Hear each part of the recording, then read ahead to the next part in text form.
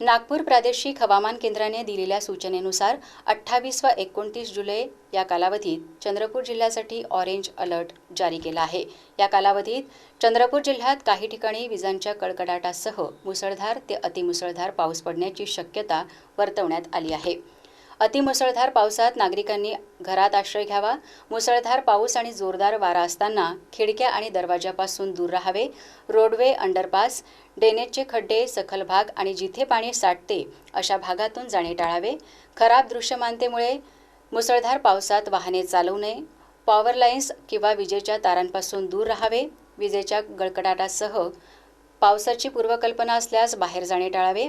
जर मोकळ्या जागेत असाल आणि जवळपास कुठलीही सुरक्षित इमारतीचा आसरा नसेल तर सखल जागेत जाऊन गुडघ्यात डोके घालून बसावे। आकाशात विजा चमकत असल्यास घरात किंवा सुरक्षित इमारतीत आश्रय घ्या। घराच्या बाल्कनी, छत अथवा घराबाहेरील ओट्यावर थांबू नका। आपण घरात असाल आणि घरातील विद्युत उपकरणे चालू असतील तर त्या वस्तू त्वरित बंद करा।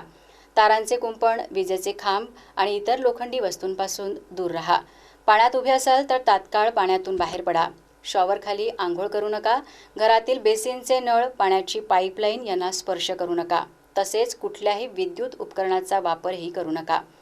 विजेच्या गडगडाटासह वादळी वारे चालू असताना लोखंडी धातूच्या सहाय्याने उभारलेल्या तंबूमध्ये किंवा शेडमध्ये आसरा घेऊ नका। उंच झाडाच्या खाली आसरा घेऊ नका। धातूंच्या उंच मनोऱ्याजवळ उभे राहू नका। जर आपण घरात असाल तर उघड्या दारातून अथवा खिडकीतून वीज पडताना पाहू नका। हे बाहेर थांबण्याइतकेच धोकादायक आहे।